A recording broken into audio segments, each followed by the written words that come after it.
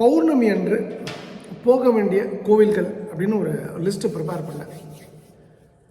முதல் விஷயம், சென்னை பக்கத்தில் இருக்கிறீங்க அப்படின்னு சொன்னால் காஞ்சிபுரம் காமாட்சி அம்மன் த அல்டிமேட் டெம்பிள். நவ ஆவரண பூஜை நடக்கும். நவ ஆவரண பூஜைக்கு வந்து க்ளோஸ் டோரில் தான் நடக்கும். ஒரு சத்தம் கூட கேட்கக்கூடாது. அந்த பூஜை பண்ணும்போது மணி கூட அடிக்க மாட்டாங்க. அது அந்த பூஜையோட ஸ்பெஷாலிட்டி.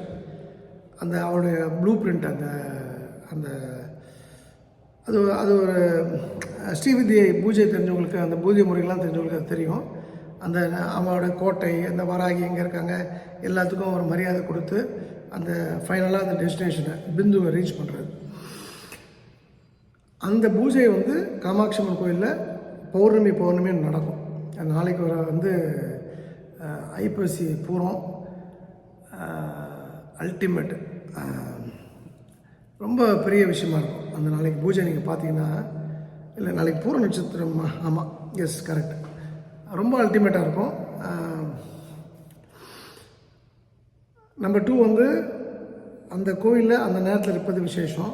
உங்களுக்கு ஒரு கேள்வி வரும், நைட்டுக்கு நடை திறந்துருக்குமா அப்படின்னு சொல்லிட்டு. நிச்சயமாக நடை திறந்துருக்கும். 9லேருந்து 1 மணி வரைக்கும் ஷூராக திறந்துருக்கும்.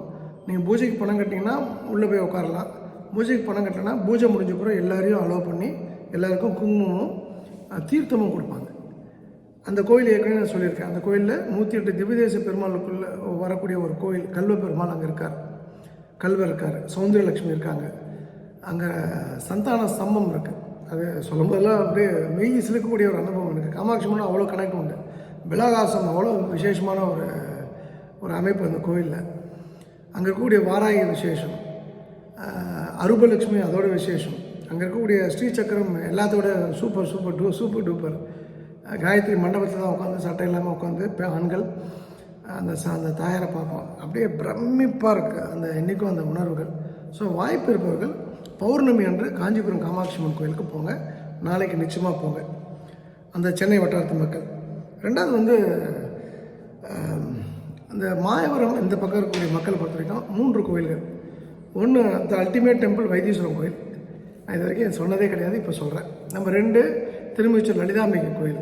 3 திருவாரூர். சொக்கலிங்கம் 3 கோயில் சொல்லிட்டு அப்போ எந்த கோயிலுக்கு போகிறது, நீ எந்த கோயிலுக்கு போகிறா அப்படின்னு கேட்டிங்கன்னா, நான் திருமிச்சூர் லலிதாம்பிகை கோயிலுக்கு போவேன்.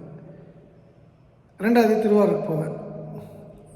3வது வைத்தீஸ்வரன் கோயிலுக்கு போவேன். இந்த ரூட்லாம் இது பக்கம் இப்படிலாம் நான் சொல்லலை. எது ஃபஸ்ட்டு ப்ரியாரிட்டினா திருமிச்சூர் லலிதாம்பிகை தான். ஸோ இந்த 3 கோயில்கள். திருநெல்வேலி வட்டாரத்தில் என்ன கோயில் சொக்கலிங்கன்னா, திருநெல்வேலி வட்டாரத்தில் தமிழ்நாட்டில் இல்லை, இந்தியாவில் இல்லை, உலகத்திலே நம்பர் 1 வந்து பௌர்ணமினா திருச்செந்தூர் தான்.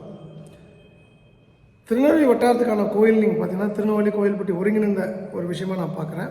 நெல்லையப்பர் காந்திமதி அம்மன் கோயில். அண்டு மோர் இம்பார்ட்டன்ட்லி, இதுவும் நான் இது வரைக்கும் நான் பேசுனதில்லை, நான் எழுதியிருக்கேன், கழுகாசன மூர்த்தி கோயில்பட்டி, தூத்துக்குடி மாவட்டம், அல்டிமேட் டெம்பிள் குடவரை கோயில். அது பெரிய ரகசியங்கள் இருக்குது. நான் சில விஷயங்கள் நடந்ததுக்கப்புறம் சில விஷயங்களை பற்றி பேசணும் வச்சுருக்கேன். எனக்கு அந்த கோயில் போன அனுபவம் உண்டு.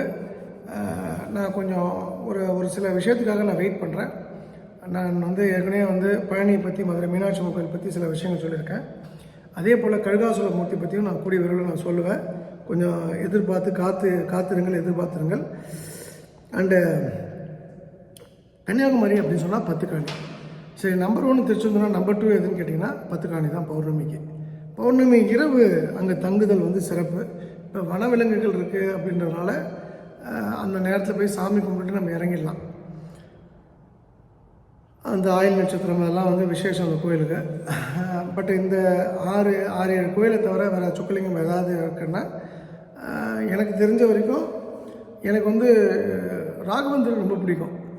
அந்த சிதம்பரம் வட்டாரத்தில் இருக்கவங்க வந்து அந்த ராகவேந்தர் பிறந்த இடத்துக்கு போயிட்டு வரலாம். அது ஒரு விசேஷமான பலன். திருவண்ணாமலை வட்டாரத்தில் இருக்கீங்களா, எனக்கு இந்த திருவண்ணாமலை கிரிவலம் பற்றி நான் ஒரு அற்ப பதர். அந்த கிரிவலம் சுற்றுறது தவறுலாம் சொன்னால் அது பெரிய பாவம். நம்பிக்கையோடு சுற்றுறாங்க, நம்பிக்கை நல்லதே நடக்கட்டும். அதை நம்பி பெரிய பிஸ்னஸ் இருக்குது, பெரிய ஆக்டிவிட்டி இருக்குது.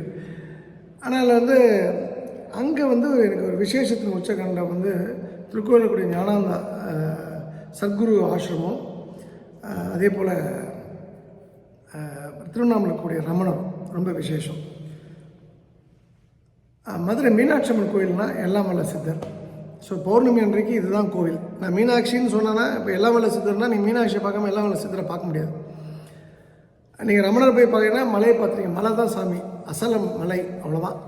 ஸோ இது வந்து எனக்கு ரொம்ப ரொம்ப பிடித்த, ரொம்ப திங்க் பண்ணி ரொம்ப அனுபவித்து ஒரு வெளியிட்ட வீடியோவாக நான் இதை கருதுகிறேன். ஏன்னா இந்த வீடியோ நீங்கள் ஃபாலோ பண்ணிங்கன்னா உங்கள் வாழ்க்கையில் பெரிய ஏற்றம் ஏற்படும். சொக்கலிங்கம் உனக்கு ஏற்பட்டிருக்குன்னா ஏற்பட்டதுனால தான் உங்களுக்கு இதை சொல்கின்றேன். இந்த அரிய வாய்ப்பு கொடுத்த திருச்செந்தூர் பணிமிக்க ஆண்டாளுக்கு